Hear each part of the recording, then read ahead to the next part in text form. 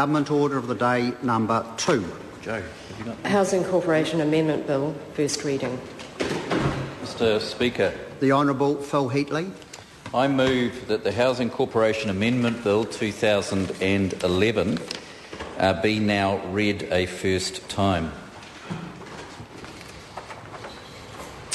I move that the Housing Corporation Amendment Bill be now read a first time, Mr Speaker.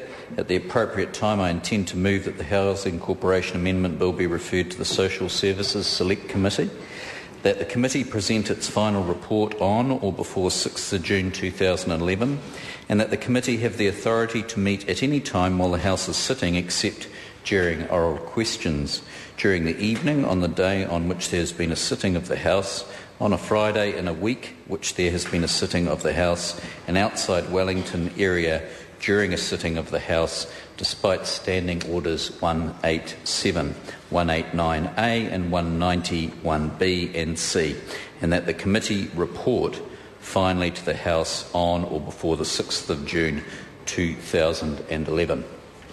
Mr Speaker, in December I announced the Government's response to the report of the Housing Shareholders Advisory Group. This included a decision to consolidate housing policy advice functions within the Department of Building and Housing by 1st of July 2011. Consolidating advice functions within the Department will allow for a more coherent, integrated overview of housing sector issues and advice to ministers. It will also provide greater synergy, strengthened capability, and will avoid duplication of effort across agencies. Mr Speaker, this bill proposes an amendment to the Housing Corporation Act 1974. That's the Act to support this change.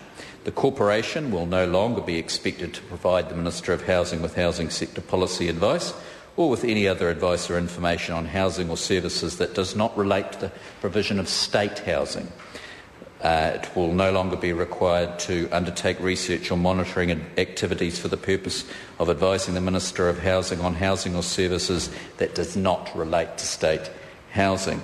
Mr Speaker, to help give effect to these changes, the Housing Corporation Act 1974 will be amended to prevent Housing New Zealand Corporation employees who are offered a commensurate position within the Department of Building and Housing from claiming redundancy.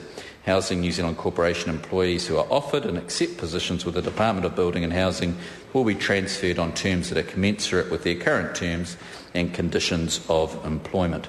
Now, Mr Speaker, the proposed amendments contained in the bill are necessary to facilitate the consolidation of housing policy advice within the Department of Building and Housing as the Government intended. Mr Speaker, I commend this bill to the House. The question is that the motion be agreed to. Mr Speaker. Moana Mackie. Is that it?